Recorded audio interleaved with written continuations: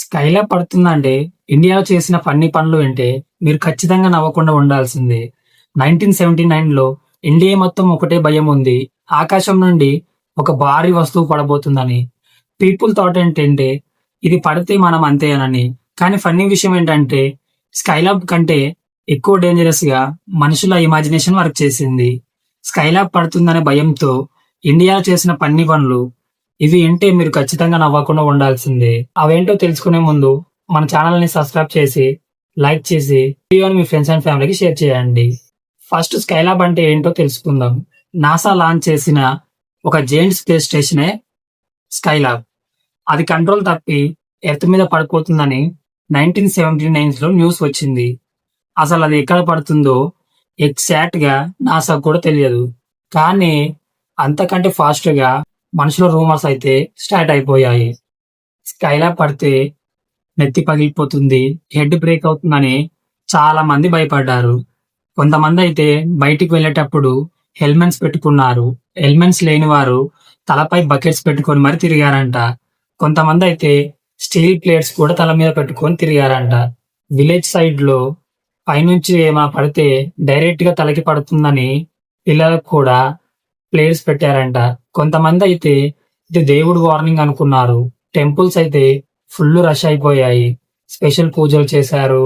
చాలా భజనలతో ఊళ్ళన్నీ రష్ గా మారిపోయాయంట. చాలా మంది ఇవాళ చివరి రోజు అయి ఉండొచ్చని రిలేటివ్స్ కి ఫోన్ చేసి మంచి చెడులు మాట్లాడుకున్నారు. ఇంకా ఫన్నీ విషయం ఏంటంటే కొన్ని విలేజెస్ లో స్కైలాబ్ మన ఊరి మీద పడకుండా మన దేవుడు ప్రొటెక్ట్ చేస్తాడని చాలా మంది నమ్మేవారంట. ఊర్లలో అయితే అనౌన్స్మెంట్ కూడా చేశారు ఇదే విషయాన్ని.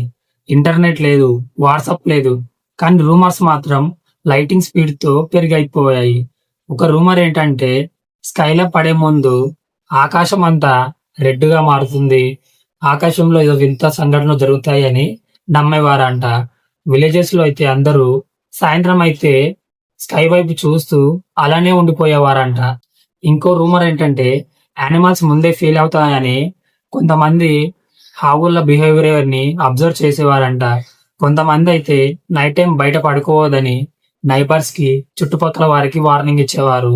సమ్ పీపుల్ అయితే లిటరలీ థాట్ ఏంటంటే రేపే లాస్ట్ ఎండింగ్ అని నమ్మేవారు. అందుకే అందరు కలిసి వాళ్ళ ఫేవరెట్ ఫుడ్ ని ఫుల్ గా తినేవారు.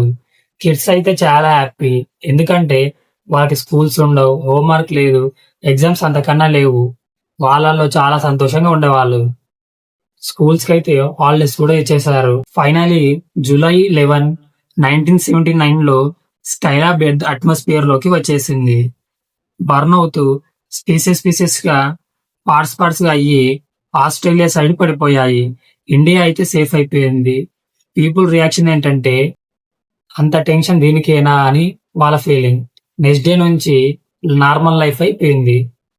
స్కైలాబ్ ఒక స్పేస్ ఇన్సిడెంట్ మాత్రమే కాదు, ఇండియాలో ఒక మాస్ కామెడీ మెమరీస్ ని క్రియేట్ చేసింది.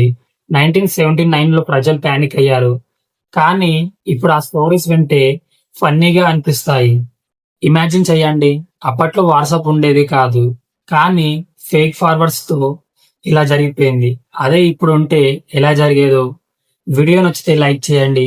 మీ ఇంట్లో ఎల్డర్స్ ని అడగండి స్కైలాబ్ టైంలో ఏం జరిగిందని. కామెంట్స్ లో చెప్పడం మర్చిపోవద్దు. ఇలాంటి మిస్టరీ స్టోరీస్ కోసం మన ఛానల్ ని లైక్ చేసి సబ్స్క్రైబ్ చేయడం మర్చిపోవద్దు.